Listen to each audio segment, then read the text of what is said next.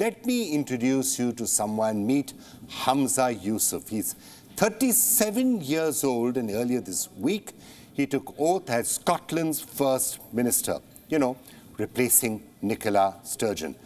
We are not talking about Yousaf because of how young he is or because he is the new leader of Scotland.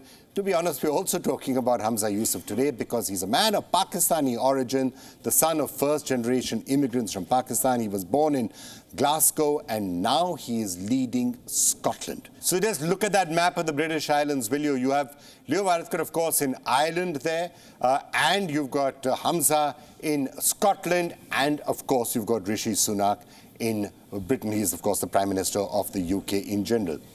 Also, the irony is just getting started. If you take a look at that entire picture that I was outlining for you, look at the UK. Who is leading it? Who is the Prime Minister? An Indian-origin man, Rishi Sunak. Both Humza Yousaf and Sunak, by the way, have Punjabi lineages. And Punjab just happens to be the same province that was the worst hit by the partition in 1947. One that many people would accuse the British of having orchestrated. So decades later, you have two men of Punjabi descent who could potentially be discussing and debating and arguing over the partition of the UK. Because Humza Yousaf has made it clear that he will be championing the cause of Scottish independence. And for those of us in this room and watching who do believe in independence, we will only win by making that case on the doorsteps.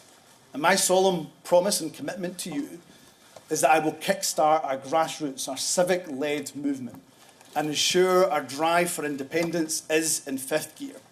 The people of Scotland need independence now, more than ever before, and we will be the generation that delivers independence for Scotland. So is this empire striking back or history coming back to bite Britain in some way or the other? The Western media doesn't entirely like the sound of such thoughts, so instead it is celebrating Yousaf's election for some other reasons, as, quote, one of the greatest triumphs of social mobility, unquote. And that's a telegraph for you, and maybe there's a point to think about out here. Today, it's appearing that South Asians are a better placed to navigate the UK through the plethora of problems out there, be it the financial crisis in the UK or the cost of living crisis in Scotland, or for that matter, building a case for Scottish independence. The only big difference for Humza, I guess, is one major factor. Indians overseas have often objected to this entire label of South Asians are having success because they point out, with some accuracy I might add, that a lot of what has been happening are really people of Indian origin. All those global CEOs are of Indian origin. Rishi Sunak, Indian origin. A lot of the big rich people, Indian origin. So they say, why do you keep using the term South Asia? Humza Yousaf, to that extent, is one of the first people of Pakistani origin that have made it all the way to the top. Mayor of London, maybe, but that is a valid point that some in the Indian diaspora will certainly raise. But the next question, how much should those watching Yousaf and Sunak from South Asia be celebrating the success of these gentlemen? While their rise is inspiring and admirable, expecting them to favor India or Pakistan in each case could be a bit much. Remember, these men are answerable to voters in the UK and in Scotland, not to Indians or Pakistanis. So don't expect them to play favourites because they already clear signals that they're not going to be doing that. I'll give you just one example. Look what happened in London. India's High Commission was attacked. India's flag was brought down.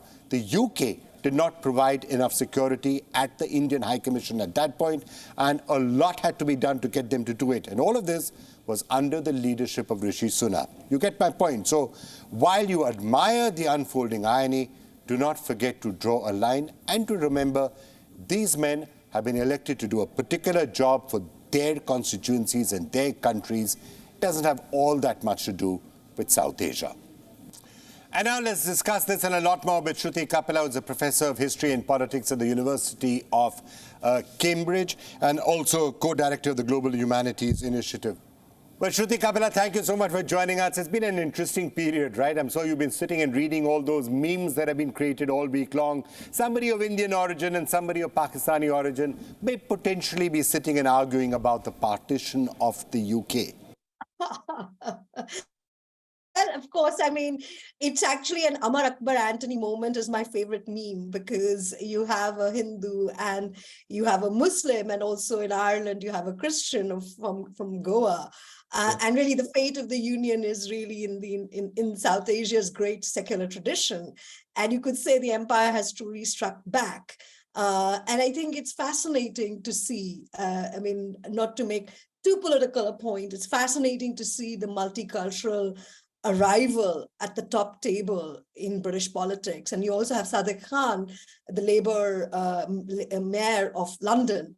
So you have, as it were, the top, as it were, positions of political office in a very natural way, almost, it seems. Of course, it's been a struggle, I'm sure, for these communities to get to the top table. But it feels like a real moment of maturity, despite the fact that there are a large number of crises going on in British politics. It feels like a moment of celebration and even, I would say, maturity. And it's also a bit sad, because I grew up in India, to see that actually it's the opposite. We seem to be less multicultural, less diverse in our political offices in India, whereas Britain now seems to have gone the other way. Just taking that point up about Rishi Sunak becoming the Prime Minister was interesting by itself, but for Humza to become, the first Minister of Scotland is actually quite dramatic, because Scotland is not as diverse a nation as, let's say, England is. It's what, 96% white, Scotland? So for them to pick somebody of Pakistani origin as the first minister is quite interesting. How did it happen? It is. It is. I mean, I do think, of course, the Muslim South Asian population in Scotland has been pretty, as it were, politically active for about more than 20, 30 years. You also had ministers in Tony Blair's government. For the first time, you actually got to see them publicly, as it were, coming of age, Muslim Scottish MPs. But I think it's a different history of race from America. I think in America, I mean, I've lived and worked in America, where I think it's a much more institutionalized, not just, I mean, I'm not saying there is no racism in this country, but I think the fact is that the history of slavery is very different and in America versus here. Here, the whole polity is much more post-imperial. It comes from, as it were, the British Empire decolonizing. And of course, Humza is from East Africa. So he comes from a double migration out of South Asia, where you had South Asian Sikhs, Muslims, and Hindus going to do the work of empire in the early 20th century. And in fact, it's the 50th year of the expulsion of South Asians from Africa.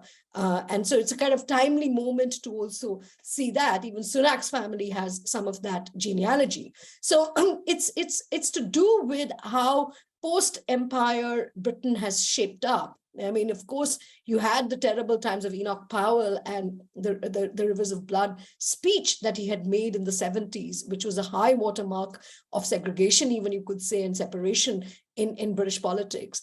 But I think here my bias might come out, because I came to Britain to study in the late 90s, and it was really a moment of great opening in British culture. But hang on just a minute. All of that is very well to say, but hey, we're just a few years after Brexit. And what is Brexit all about? Let's make Britain, white, let's keep the immigrants out.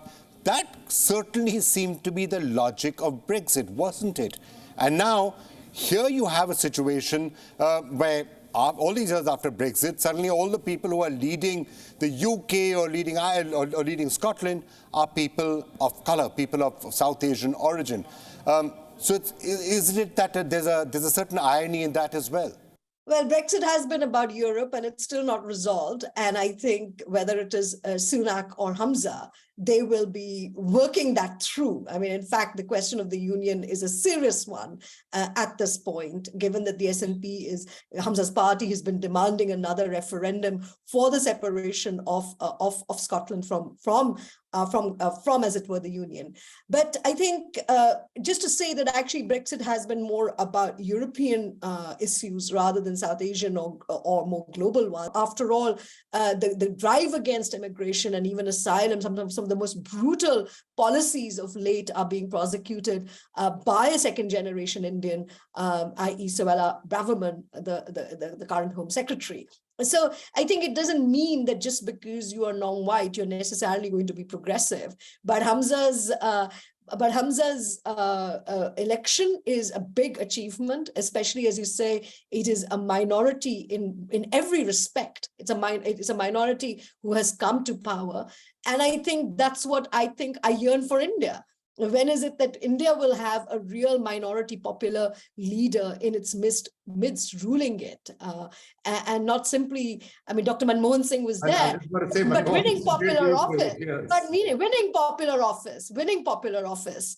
And I think that will, since we talk so much about India's, great multicultural democracy, it's time India showed a little bit more diversity in its political power. All right, Shruti Kapila, thank you so much for joining us with that perspective. Thank you so much for being with us.